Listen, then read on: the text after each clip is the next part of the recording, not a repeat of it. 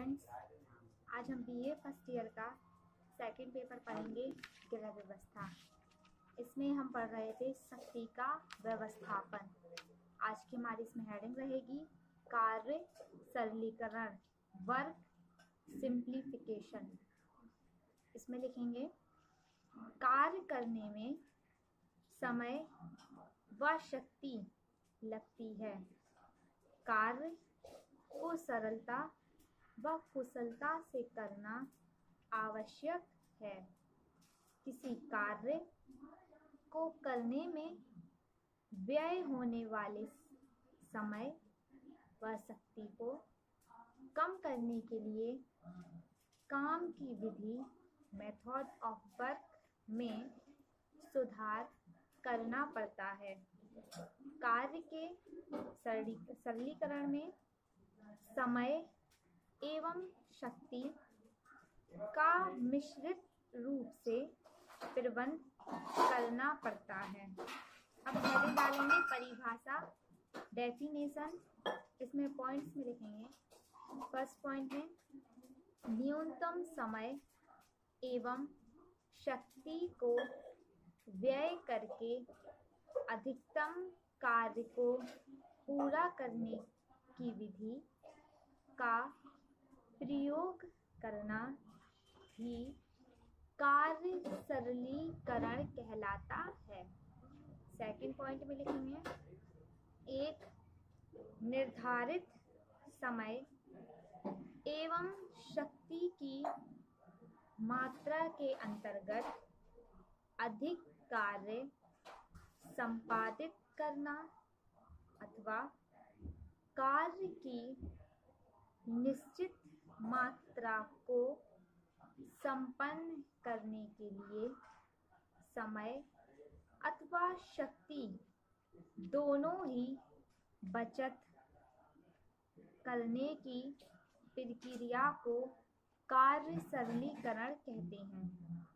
कार्य को सरल, आसान व शीघ्र पूरा करने में निम्नलिखित का योगदान है। शक्ति व्यवस्थापन में इन तीनों तत्वों का अत्यधिक महत्व है। ये तत्व निम्नलिखित हैं। पहली हेडिंग डालेंगे कार्य, वर्क। इसमें लिखेंगे मनुष्य अपनी आवश्यकताओं को पूरा करने एवं शरीर को चलाए रखने के लिए कार्य करता है। घरेलू कार्य करते समय यह ध्यान रखना चाहिए कि किस कार्य को किस विधि से संपन्न किया जाए ताकि समय एवं शक्ति बच सके।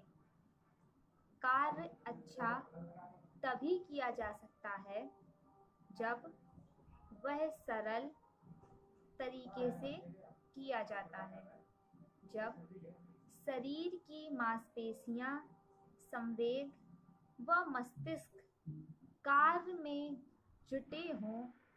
कार्य को 3 वर्गों में विभाजित किया जा सकता है। पहली हेडिंग लिखेंगे इसमें कार्य, जो वर्क हेडिंग चल रही थी इसमें फर्स्ट हेडिंग लिखेंगे भारी कार्य, हैवी वर्क। इसमें लिखेंगे ये कार्य वे हैं जिसमें अधिक शक्ति लगती है, जैसे भारी सामान उठाना, बैठकर पोछा लगाना इत्यादि। इस प्रकार के कार्यों में 150 से 200% अधिक ऊर्जा व्यय होती है। सेकंड हेडिंग लिखेंगे साधारण कार्य, मॉडरेटिव वर्क। इसमें जिन कार्यों में विश्राम के बाद 100 से 150% ऊर्जा अधिक व्यय होती है, वे मध्यम श्रेणी के कार्य होते हैं, जैसे कपड़े सुखाना, प्रेस करना, घर साफ करना इत्यादि। अब नेक्स्ट हेडिंग लिखेंगे लाइट वर्क, हल्के कार्य। इसमें लिखेंगे इसमें विश्राम ऊर्जा के बाद 100% से कम ऊर्जा व्यय होती है, जैसे सब्जी काटना, बुनाई करना, बैठकर आराम से कोई भी कार्य करना। मनुष्य अपनी आवश्यकताओं को पूरा करने एवं शरीर को चलाए रखने के लिए कार्य करता है। जीवन का यह आवश्यक अंग है और इसके शक्ति प्रधान आयाम का यह आवश्यक अंग है। कार्य के निम्न आयाम आकार के निम्न आयाम हैं। इसमें हमारी जो फर्स्ट हेडिंग चली थी कार्य वर्क की हो गई। सेकंड हेडिंग लिखेंगे, अब इसमें निम्न जो कार्य बताए गए हैं, सेकंड हेडिंग नहीं रहेगी सॉरी, जो निम्न कार्य बताए गए वो लिखेंगे पहले शारीरिक आयाम, फिजिकल कॉम्पोनेंट। इसमें लिखेंगे मशीन द्वारा अच्छा कार्य तभी संभव है जब वह एक ही तरह का सरल कार्य लगातार करती है। मानव शरीर स्फूर्ति एवं सफलता से कार्य तभी कर सकेगा जब उसके शरीर की मांसपेशियां, संवेग एवं मस्तिष्क कार्य में जुटी हों। जिस कार्य में व्यक्ति केवल गति और क्रियाएं करता है, उस व्यक्ति को थकान जल्दी होती है। यह थकान मनोवैज्ञानिक नहीं होती, बल्कि लैक्टिक अम्ल के मांसपेशियों में जमा होने से होती है। कार्य करने की गति, ताल, ध्यान, एकाग्रता, समय आदि सभी व्यक्तियों में समान नहीं होते और थकान से प्रभावित होते हैं। अब बा कॉलम में लिखेंगे मनोवैज्ञानिक आयाम, फिजियोलॉजिकल कंपोनेंट। इसमें लिखेंगे कार्य व्यक्ति के व्यक्तित्व का विस्तार है। वह एक उपलब्धता है जिससे व्यक्ति स्वयं को परिभाषित करता है। कार्य के द्वारा ही व्यक्ति अपनी योग्यताओं को मापता है और संतोष प्राप्त करता है। कार्य की सफलता से आत्मनिर्भरता और स्वावलंबन आता है। कार्य में असफलता से विपरीत प्रभाव पड़ता है।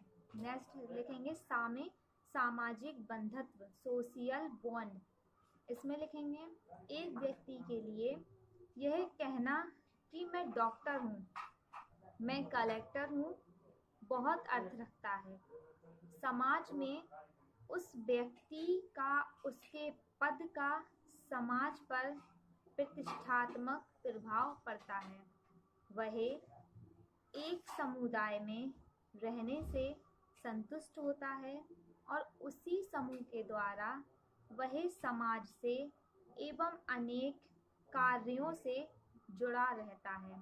अब दा में लिखेंगे आर्थिक आयाम, इकोनॉमिकल कंपोनेंट्स। इसमें लिखेंगे कार्य की जीविका का एक साधन है। कार्य करने से ही व्यक्ति आर्थिक उन्नति प्राप्त करता है। कार्य आर्थिक अस्तित्व की नींव है। समाज में भी श्रम विभाजन के आधार पर वर्ग बनते हैं। कार्य ही आर्थिक रूप से पूंजी बनाता है। अब ई कॉलम में लिखेंगे कार्य शक्ति और शासन से संबंध, relation of work, domination and administration. इसमें लिखेंगे एक समूह या संगठन के साथ काम करने से शक्ति का एहसास होता है।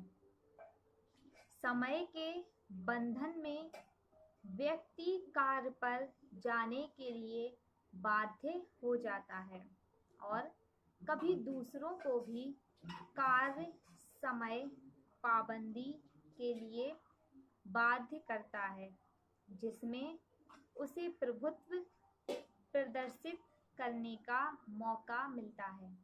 संगठन में कार्यों की रचना की जाती है, कार्य रूप बनाया जाता है और उसे लागू भी किया जाता है। कार्य निर्धारित समय पर किए जाते हैं। दूसरे शब्दों में शासन द्वारा व्यक्ति को कार्य संपादित करने को कहा जाता है। अब फा कॉलम में लिखेंगे कार्यों का शारीरिक ऊर्जा मूल्य, एनर्जी कॉस्ट ऑफ वर्क। इसमें लिखेंगे एक कार्य को करने में जो ऊर्जा व्यय होती है वह शरीर के द्वारा प्रति मिनट ऑक्सीजन के उपभोग की मात्रा होती है। ऊर्जा मूल्य कैलोरी प्रति घंटा प्रति शारीरिक वजन से दर्शाई जाती है। विश्राम की अवस्था में आधारीय परावर्तित दर को घटा देने के पश्चात प्राप्त होती है। एक कार्य को करने की ऊर्जा मूल्य कही जाती है। नेक्स्ट हेडिंग इसकी सेकंड हेडिंग लिखेंगे कार्यकर्ता, वर्कर। इसमें लिखेंगे कार्य के साथ कार्यकर्ता पर भी अधिक महत्व देना चाहिए। घरेलू कार्य करने वाले व्यक्ति को कार्य को पूरा करने की उचित विधि एवं उसके लिए शरीर संचालन की विधि का पूरा ज्ञान होना चाहिए। इसके अतिरिक्त कार्य के प्रति लगाव, कार्य को भार या उबाऊ नहीं समझकर करना आदि कार्य के सरलीकरण को प्रभावित करते हैं। कार्य के प्रति रुचि व कार्य के प्रति अभिवृत्ति कार्य को सरल बनाती है। रुचिकर कार्य से थकान कम होती है और कार्य सरलता से होता है।